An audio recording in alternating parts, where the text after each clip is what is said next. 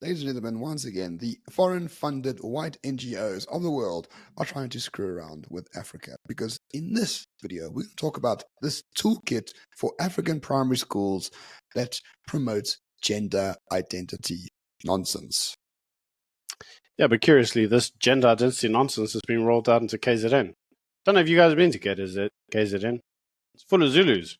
Zulus aren't really that keen on tranny rights. And not in the slightest. So this is a toolkit that has been adopted by the Department of Basic Education, or the Basic Department of Education, as I like to call them. This toolkit is funded by Belgium for some reason, and is of course funded by all of those NGOs that we know, like the EU, the Soros Foundation, all that sort of crap. It's called the Pedagogy of something or other, early childhood development. And basically what it wants to do is 200 pages of saying that black boys and black girls are the same, and then therefore black boys should also cook, and then black girls can also drive taxis. That's really it. I read 208 pages, and that's what I got out of it. Yeah, so here's the problem, ladies and gentlemen. I hear you all saying in the comment section below, why didn't they just ask normal people what they want? Oh, well, they did. So basically, the South African community of faith-based fraternals and federations, their spokesperson had this to say about the toolkit, and that is that the toolkit has been in pilots in KZN since 2021. And I quote, they said, "Our concern is that it has gone over the heads of parents and hasn't consulted stakeholders. It is a problem to teach young pupils, especially with regards to ideologies of transgender. We met on the 5th of December. We had a response meeting in March where our grievances were basically dismissed, and they're going ahead anyway." I mean, this sounds pretty much like all of these gender ideologies. It doesn't really matter what you think, Ramon. It's going ahead whether you want it to or not, because money talks more than people's ideology, certainly people's morals. And that in itself was further commented on by the Evangelical Alliance of South Africa. Let us remind ourselves that the majority of South Africans are Christian conservatives. They identify as Christian conservatives. So getting a response from the Evangelical Alliance is kind of representative of what a majority of people think. And they say that the issue is that the DBE, this is a stupid toolkit that they're referring to, is being ideological about gender fluidity issues, specifically gender and values of sexuality. This runs in the face of cherished values by religious communities and families across the country.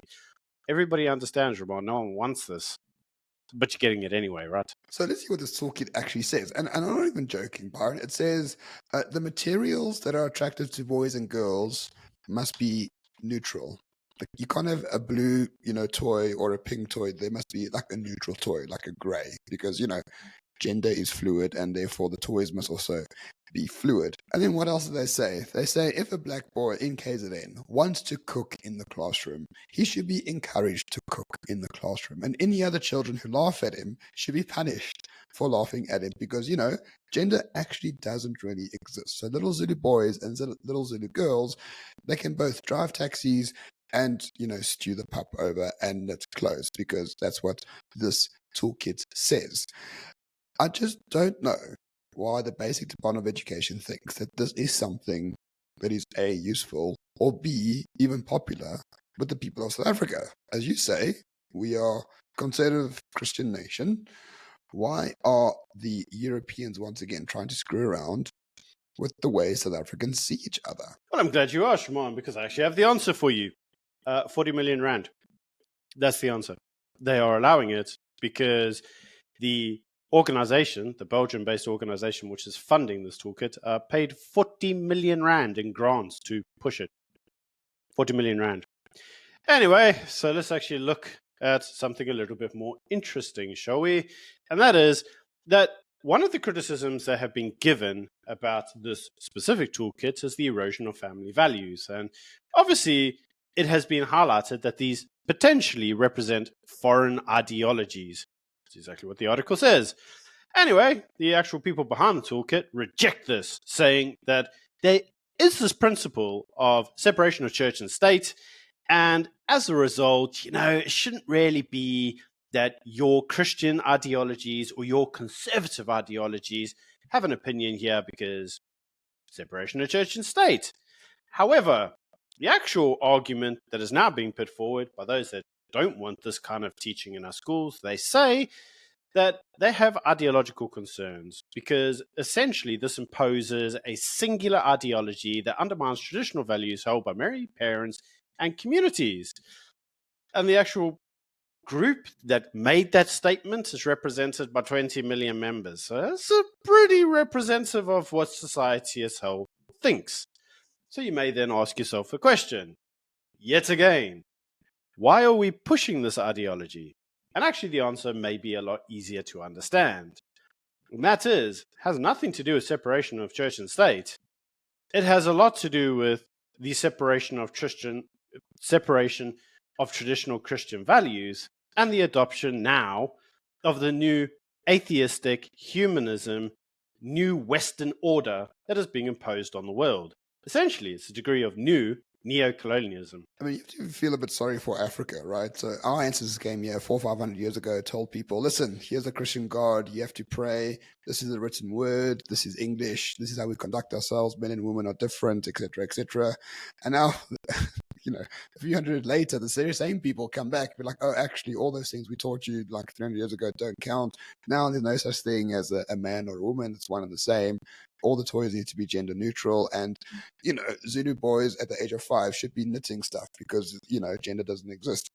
It is really confusing to be African. And I'm actually really sorry to the African continent because there's mixed messages coming from Europe, the so-called enlightened European powers.